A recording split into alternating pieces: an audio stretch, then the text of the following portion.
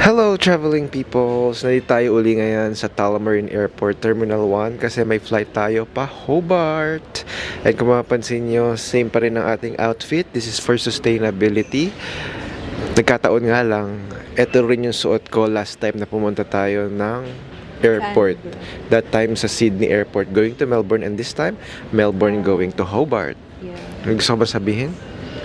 Good morning, guys. Wala, yun lang. Good morning. Okay, mamaya na lang at may music kaming narinig, baka makopyright kami.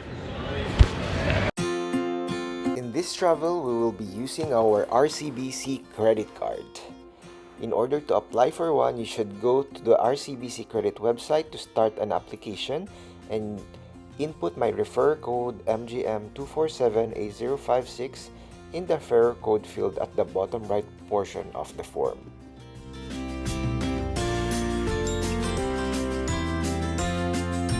Hi, traveling people! Sundin tayo ngayon sa Skybus going to Hobart City. Actually, meron ding Uber. Pero siguro hindi ka talo sa Uber kung family kayo. Kasi nung kinumpute... maraming dala. Tsaka kung maraming dala. Pero nung kinumpute namin, mas mura pa rin yung Skybus at $20 per person. So, dito na lang kami sa Skybus. May binigay pa lang suggestion yung driver namin. Wait. So, eto, kung makikita nyo, ayan yung stops ng bus. So, sabi niya, ang magandang stops daw dito is stops 2 tsaka stop 5. Kung gusto namin, sa stop 2 na daw kami bumaba. Ayun yung suggestion niya. So, doon kami bababa. And then, doon na rin tayo hanap ng pagkain. Okay. Alright.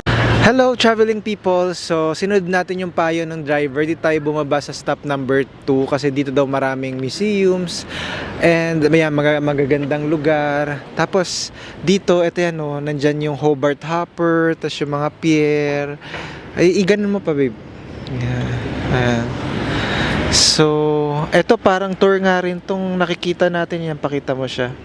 Ayan, parang nag-aabang siya ng tour. Maganda. So, kakain muna tayo ngayon para makapag-isip tayo ng maayos. So, tara na. Kain tayo.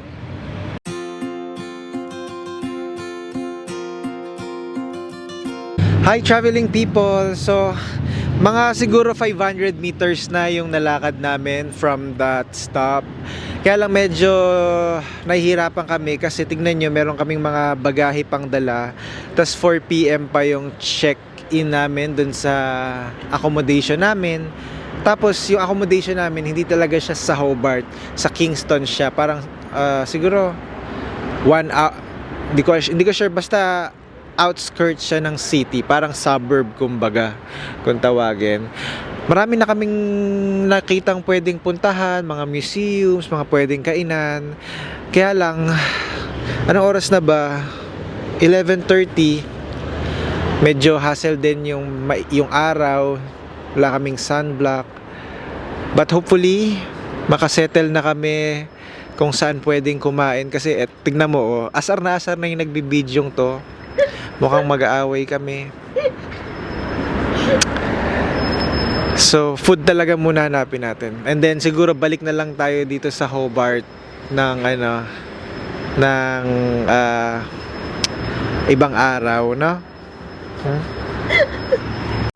Hello guys! So, ayan, may coffee shop kaming nakita. Coffee muna tayo. So, akin is long black and sa kanya is cafe latte. Not sure, pero dun sa window may nakalagay ng Pigeonhole Bakers. So, baka yun yung pangalan ng coffee shop. So, ayan guys, I'm happy. So, this is my first coffee of the day. So, yeah.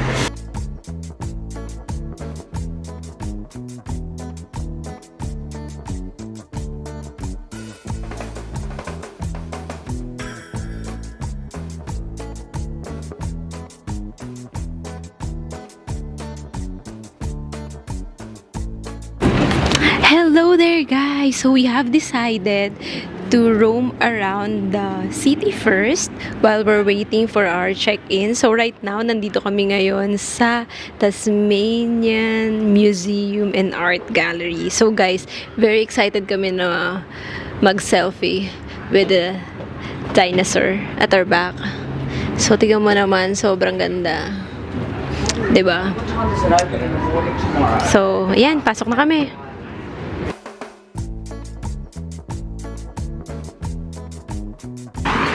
Hello traveling peoples, andito na kami ngayon sa Kingston. Nagpapahinga lang kami bago dumiretso uli dun sa Airbnb namin kasi dun sa from the bus stop hilly yung nilakad namin. Ito siya, nakakahingal. Ayan. Well, pwede naman sigurong mag-Uber pero nagtitipid kami. O siguro hindi kami masyadong fit, no? But I think for the youngsters, like younger than us, for sure kaya nila tong hili. Siguro kasi kami ni Nate, it's been a while since the last time that we had yung like core workout, you know, for the stamina. Kaya parang ito, after naming bumaba ng bus, ilang minutes pa lang hiningal na kami. Actually, wala pa yatang 3 minutes kami naglalakad. So yeah, ito, stay fit and healthy na lang. Yun lang. Para magawa nyo pa yung mga ganito at 30. Kasi ako, with all honesty, hiningal talaga ako. As in, hindi ba ako kasi feeling ko mauubusan ako ng hininga. But yeah, so far we love Tasmania. I love Tasmania personally because I feel like the people here are beautiful, like physically, and also they are kind and warm. So yun, so far. So but let's see, we will gonna stay here for 2 weeks. So yeah, I will keep you posted.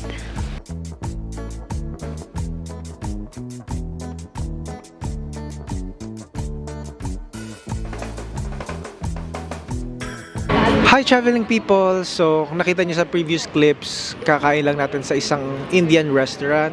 So far, nabusog naman tayo. Dapat pupunta tayo sa Kingston Beach, kaya lang sobrang taas ng araw. Parang mas gusto naming matulog. And then, nag-grocery muna kami. Ayan, ito yung mga grocery natin. So, tara, tayo na tayo dito.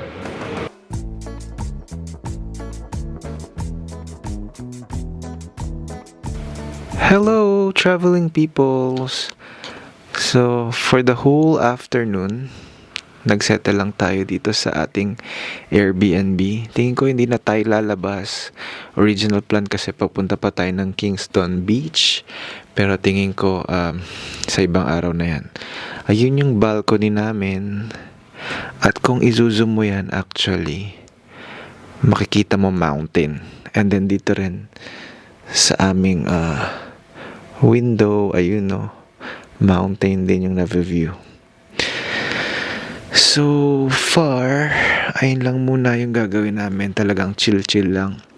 And hopefully tomorrow, matuloy yung meet up ko namin with our Tasmanian friend. May kotse sila, so at least makikisakay tayo. Siguro mag-share na lang tayo ng gas and all. And ayun lang. Hello traveling peoples, good morning. It's a sunny day and meron sa ating susundo ngayon. Nakilala natin siya sa isang conference 5 years ago sa Manila.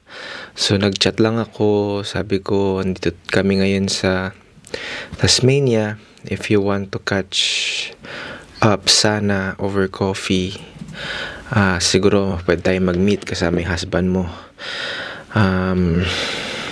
Pumayag naman siya, although medyo nahiya din ako kasi parang biglaan. Ngayon ko lang din kasi naalala na taga dito siya sa Tasmania. So siguro later, para hindi siya mailang, hindi na tayo magsasalita ng ganito. Basta papakita ko yung mga clips na pinuntahan namin. Pero para magkaroon kayo ng idea, so yung mga pupuntahan namin is parang harvest festival. So parang pwede mag-try doon ng wine, ng cheese, mga harvest dito. Tas mayroong live music din kasama.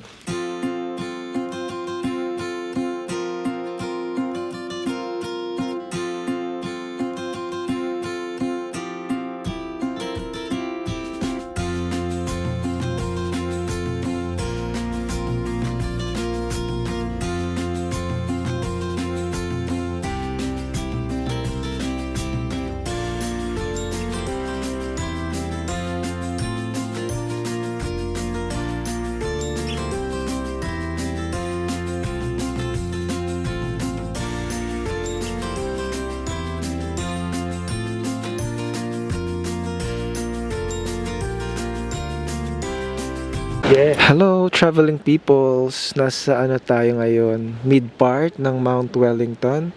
Kung makikita nyo, ayan yung Hobart. Ganda oh. Mag-hi ka.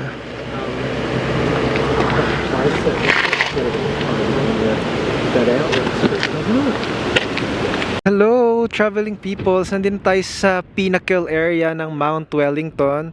Dito tayo ng friend natin. Ayun si Liz. And ayan, lamig. Grabe, iba yung ambience niya pag nasa tuktok ka na. At ito pala ako. Ang ganda. Diba? Oh, it's nice.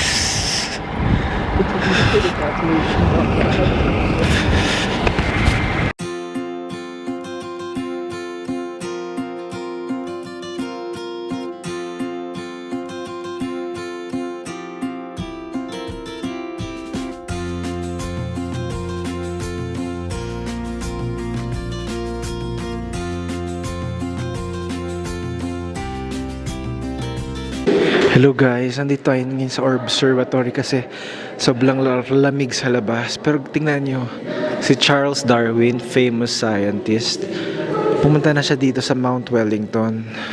Ito pala yung observatory, ang ganda. So hopefully lumabas pa yung yung city. Hello, traveling peoples! Nandito tayo ngayon sa Kingston Beach. Naiwan namin yung camera, so I'm filming through my iPhone. This is Lizelle. And then across, maraming coffee shops naman. Diba? Ang sarap ng hangin.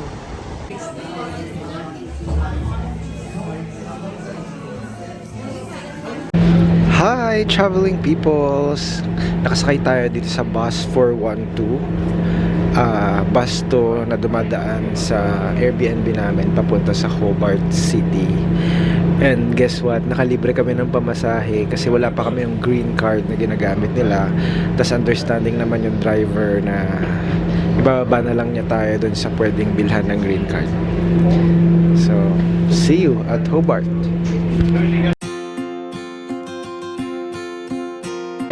Hi, traveling peoples! Ayan, nakabili tayo ng green card. Nabibili siya dito sa isang Metro Shop. Kita ba? Papakita ko ng maayos. So, ito yung pangalan niya, Metro Shop. Ayan. So, malapit lang siya dito sa lamp na to. Sige nga, tignan natin. Early life. The opposite street corner is the site of an early Hobart GPO. Convenient location because it was from this area in Collins Street that the mail coaches traveled to Launceston.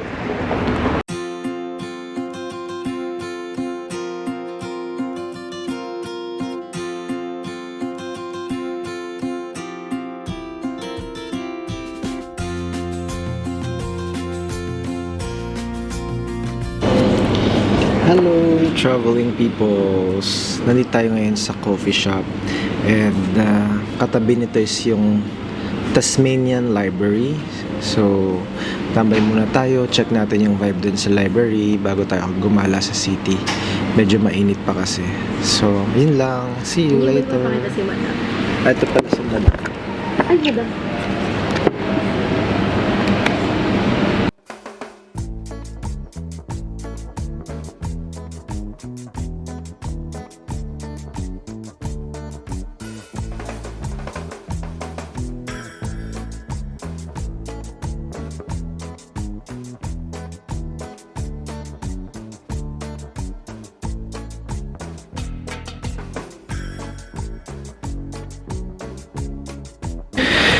Hello, traveling peoples! Nandito pa rin tayo ngayon sa State Library of Tasmania. Na-stuck tayo kasi umuulan sa labas. Pero dito sa loob ng library, sa ground floor, nandun yung Allport Museum. So, yung mga nakita niyong clips kanina, dun yun galing. Hopefully tumila na ang ulan para makagala na rin somehow. See you later.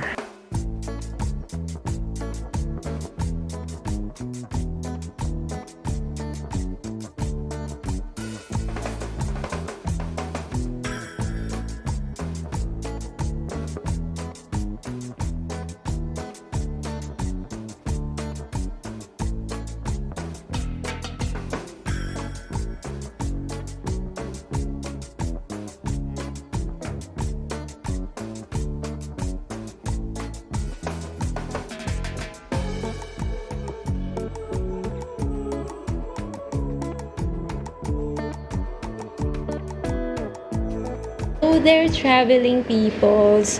So, in order not to miss the bus, we decided na dito na kumain sa Kingston. So, we are craving for Vietnamese food. Kaya nag-decide kami to dine here sa Vietnamese restaurant located dito sa Kingston. So, ano nga siya, babe? Ang pangalan niya is Saigon Express.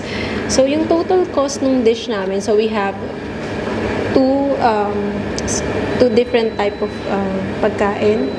So, we have the beef pho and then yung fried grilled pork. So, it cost us $40 na rin. So, mga 1,000. Pero, big yung serving nila. So, sulit talaga. So far kasi yung Vietnamese food, yan yung comfort food namin dito sa Australia. So, tara, kain tayo.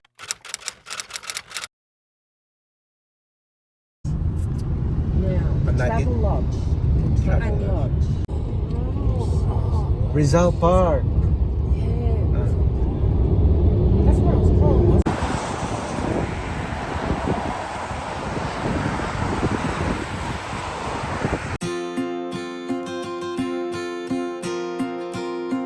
Hi traveling people! So after nating mag-coffee, nag-bus lang tayo papunta dito sa Royal Tasmanian Botanical Gardens. So tara, pasukin natin kung anong mga unique plants ang makikita natin dito.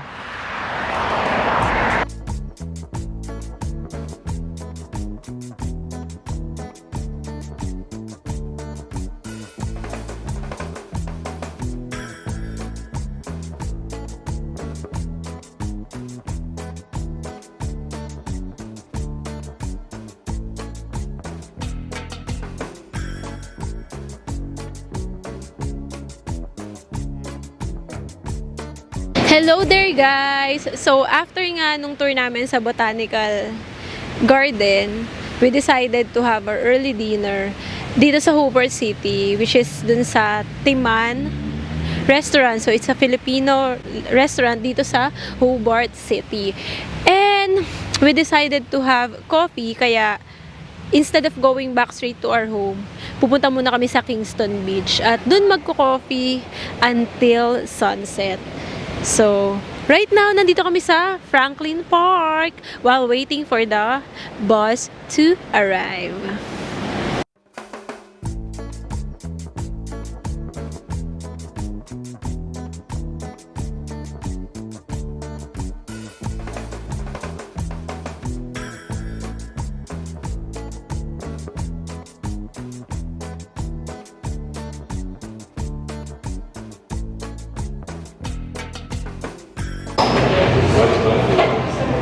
Hello! So, tatapusin na namin ang araw namin with some drinks and this view.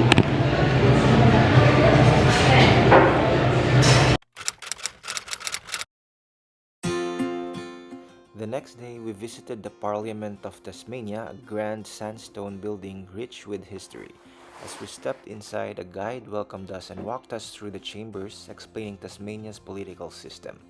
We learned how the state's government operates and heard fascinating stories.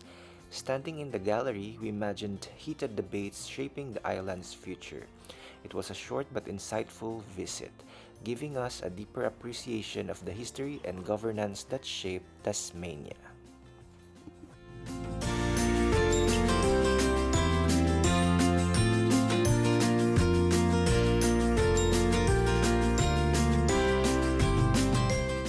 We took a quick break at Stabla, enjoying the cozy atmosphere and a rich, smooth brew. Refreshed, we then headed to the Army Museum of Tasmania, ready to explore its history and exhibits.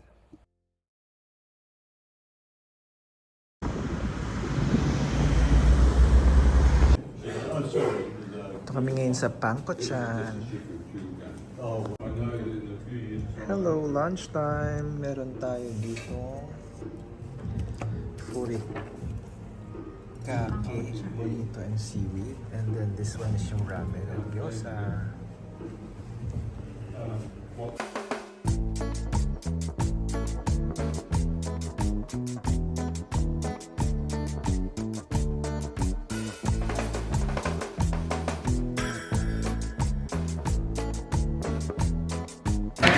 Hello, traveling peoples.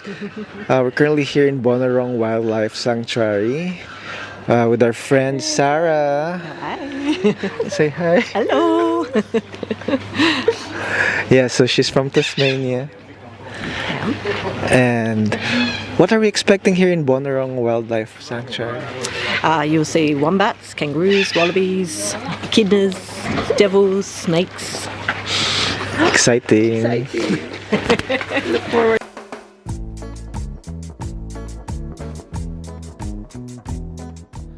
What's great about Bonarong Wildlife Sanctuary is its commitment to rescuing injured animals.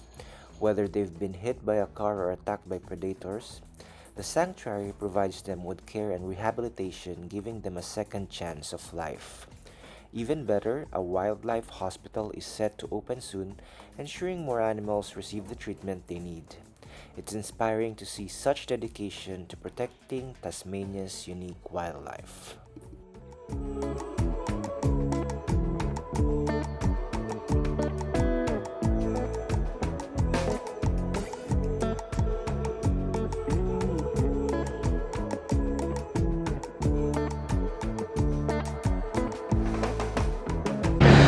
Hi traveling people! So kakatapos lang natin sa Bonarong Sanctuary. Ngayon naman nandito tayo sa Richmond. Isa tong old convict settlement before ng mga British. So let's explore the place. Its historic significance, cultural significance. Pero bago ang lahat, kakain muna tayo. So let's eat.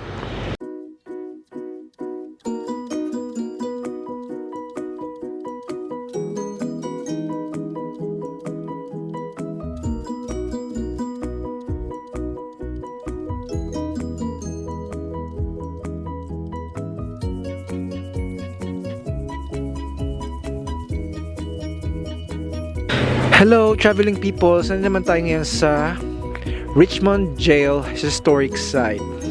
Yes, you're right. Akala ko dati ang pronunciation niyan is gaol, pero it's jail.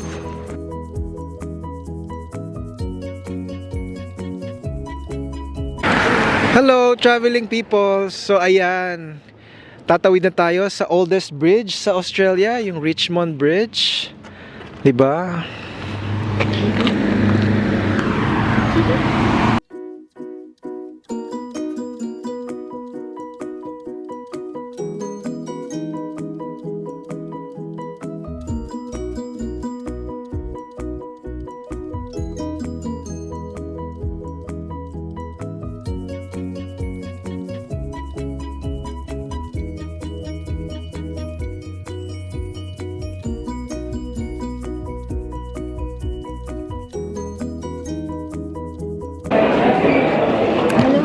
Hi, traveling peoples! Andito na kami sa Hobart International Airport.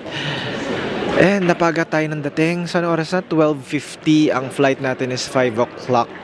So we're allowed to check in at 2 hours, at least 2 hours before the flight. So hindi pa natin pwedeng i-check in yung ating mga maleta. So tambay-tambay lang muna tayo dito sa airport nila. Actually parang simple lang yung airport nila, no? Pero dun sa labas may ginagawa, no? Parang ine-expand pa siya. So looking forward na makapalik kami dito. Sabihin ka pa? Mabilis yung wifi. Excited ka na bumalik sa Melbourne?